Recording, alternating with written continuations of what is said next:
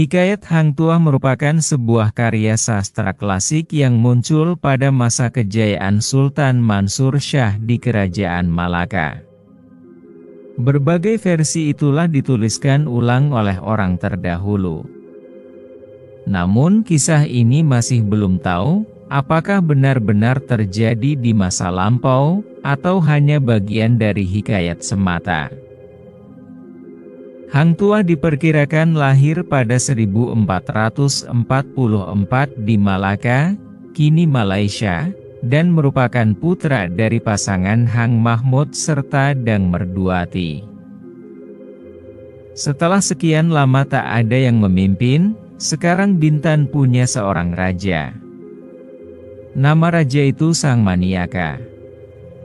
Putra pertama Sang Purba, raja besar yang memimpin di Bukit Siguntang, Palembang. Kabar ini menyebar mulai dari Tanjung, Teluk, Anak Sungai, Bukit, sampai ke pelosok-pelosok Tasik Rantau Melayu, dan disambut dengan sukacita. Kabar itu sampai pula ke Sungai Duyung, kampung halaman Hang Mahmud dan Dang Merdu, ayah dan bunda Hang Tuah.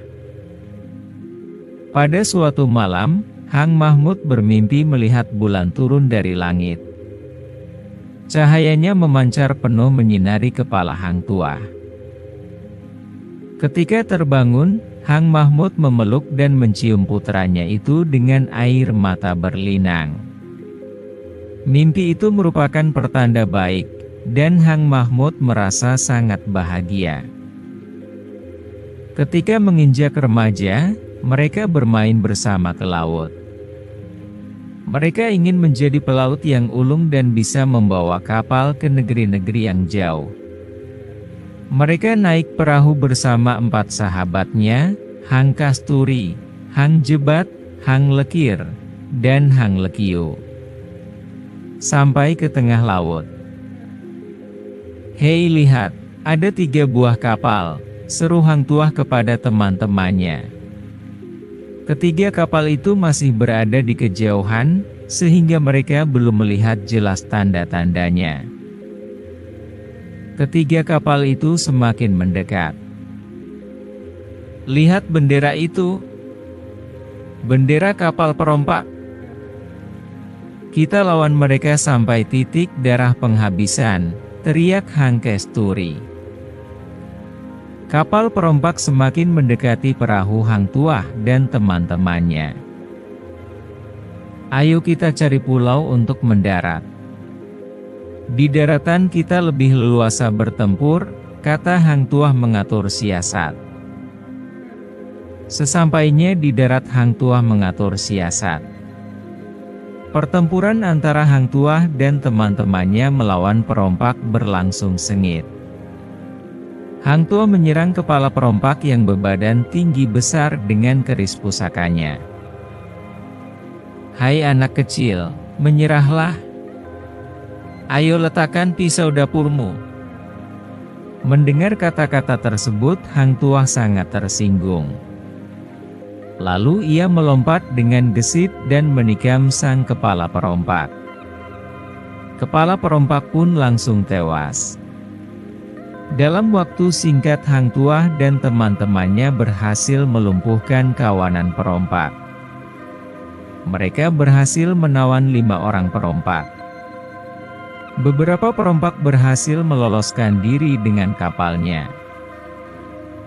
Kabar tersebut terdengar sampai ke telinga Bendahara Paduka Raja Bintan, yang sangat kagum terhadap keberanian mereka. Tuan Bendahara kemudian melaporkan tentang kehebatan mereka kepada Baginda Raja Shah Alam. Baginda Raja pun ikut merasa kagum dan mengangkat mereka sebagai anak angkatnya. Setelah pertarungan dengan para perompak di tengah laut, Hang Tuah dan keempat karibnya berguru pada seorang bernama Arya Putra yang mempunyai 2 saudara, Sang Persata Nala dan Raden Aryasena. Sang Persata Nala juga seorang pertapa di Gunung Wiranapura, sedangkan Raden Aryasena adalah pegawai kerajaan Majapahit. Suatu hari, sekembali dari berburu, tiba-tiba ada orang mengamuk. Orang-orang kampung dikejarnya, siapapun yang mendekat langsung ditebasnya. Puluhan orang kampung mati dan terluka. Penduduk lainnya lari tunggang langgang dan bersembunyi. Sambil menghunus keris, pengamuk itu semakin mendekati Hang Tuah. Ia menghadapi pengamuk itu dengan gagah berani. Terjadilah perkelahian yang seru dan mendebarkan. Dengan ketangkasan dan kecerdikannya, akhirnya Hang Tuah dapat mengalahkan si pengamuk. Orang-orang yang bersembunyi segera keluar. Mereka terkagum-kagum melihat kehebatan Hang Tuah. Suatu ketika, Hang Tuah dan keempat sahabatnya berhasil mengalahkan 4 pengamuk yang ingin mengganggu bendahara Paduka Raja Bintan. Beliau sangat kagum dan berterima kasih kepada Hang Tuah dan kawan-kawannya. Ia lalu mengangkat kelimanya sebagai anaknya. Kisah keberanian Hang Tuah dan teman-temannya disampaikan bendahara Paduka Raja kepada Raja Bintan, Baginda Raja Shah Alam. Baginda Raja pun tertarik dan mengangkat kelima anak itu sebagai anaknya pula. Baginda lalu menghadiahkan sebilah keris yang elok kepada Hang Tuah. Beberapa tahun kemudian, Baginda Raja berencana mencari tempat baru sebagai pusat kerajaan. Ia beserta anggota kerajaan pergi ke Selat Malaka dan Selat Singapura. Hang Tuah beserta sahabatnya ikut dalam perjalanan tersebut. Karena gemar berburu, Baginda Raja kemudian singgah di Pulau Ledang, dekat Semenanjung Melayu, untuk berburu. Ketika sedang berburu, rombongan Baginda Raja melihat seekor kancil putih sebesar kambing. Untuk menangkapnya, Hang Tuah segera melepaskan 2 ekor anjingnya. Namun, kedua anjing itu justru digigit dan diterjang si kancil hingga jatuh ke dalam sungai. Hang Tuah dan Hang Jebat heran melihat kegarangan kancil itu. Anehnya lagi, ketika dikejar, kancil itu pun tiba-tiba menghilang begitu saja. Menurut petuah dari orang tua-tua, jika ada kancil putih di hutan, atau di mana saja, maka tempat itu bagus dibuat negeri, kata Bendahara Paduka Raja. Setelah meminta pendapat para pembesar lainnya, usul Bendahara Paduka Raja disetujui. Baiklah kalau memang begitu.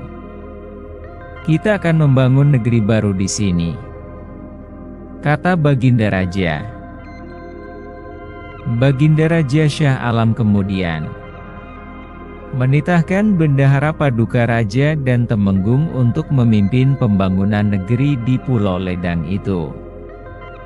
Di tempat inilah pada mulanya diketemukan pohon Melaka yang kemudian menjadi asal-usul nama Melaka. Setelah beberapa lama memerintah, Baginda Raja berniat meminang seorang putri cantik bernama Tun Teja, putri tunggal Bendahara Seri Benua di Kerajaan Indrapura. Namun, sayangnya putri itu menolak pinangan Baginda Raja. Akhirnya Baginda Raja meminang Raden Galuh Mas Ayu putri tunggal Seri Betara Majapahit, Raja Besar di Tanah Jawa. Sehari menjelang pernikahan di Istana Majapahit terjadi sebuah kegaduhan. Tiba-tiba terdengar suara gaduh, menyeruak di tengah-tengah keramaian. Taming Sari mengamuk. Pekik orang-orang sambil berlarian. Taming Sari adalah prajurit Majapahit yang sudah tua, tapi sangat kuat dan tangguh. Langkahnya cepat bagaikan kilat. Ketika ia sampai ke tempat perjamuan, Seri Betara segera membawa masuk Raja Shah Alam ke dalam istana. 7 lapis pintu istana pun ditutup. Hang Tuah segera berdiri menghadap Taming Sari. Mengetahui dirinya dihadang, Taming Saru lalu menyerang Hang Tuah. Serangan itu segera dibalas Hang Tuah dengan tusukan keris. Anehnya, tusukan itu tidak berbekas pada tubuh Taming Sari. Karena memiliki firasat kalau kekuatan musuhnya terletak pada kerisnya, Hang Tuah segera berpikir untuk memperdayai Taming Sari. "Hai, Taming Sari. Kau hanya seorang diri, sedangkan Seri Betara Raja besar. Kalau beliau menginginkan engkau mati, mati juga engkau dengan sia-sia. Jika engkau ingin hidup, lebih baik kita bekerja sama. Seri Betara dan Gajah Mada kita bunuh. Engkau menjadi raja dan aku menjadi patihnya. Siapa yang sanggup melawan kita berdua? Aku lihat kerismu kurang kukuh. Ambil kerisku ini." Taming Sari terjebak siasat Hang Tuah. Dia bersedia menukarkan kerisnya. Setelah mendapat keris Taming Sari, Hang Tuah menyerang. Mereka bertarung lagi. Taming Sari makin ganas menyerang. Karena gencarnya serangan itu, suatu ketika keris di tangan Taming Sari tertancap pada papan tebal di depan paseban istana. Pada saat berusaha mencabut kerisnya, Taming Sari tidak sanggup menghindari serangan Hang Tuah. Akhirnya, Taming Sari roboh. Hang Tuah lalu naik ke paseban istana, menyerahkan keris Taming Sari kepada Seri Betara. Namun, Seri Betara malah menghadiahkan keris itu dan menganugerahkan gelar Laksamana kepada Hang Tuah. Baginda Raja bersama istri dan rombongannya kemudian kembali ke Melaka. Selama bertahun-tahun negeri ini aman dan tentram. Hang Tuah menjadi Laksamana yang amat setia kepada Raja Melaka dan amat disayang dan dipercaya oleh Raja.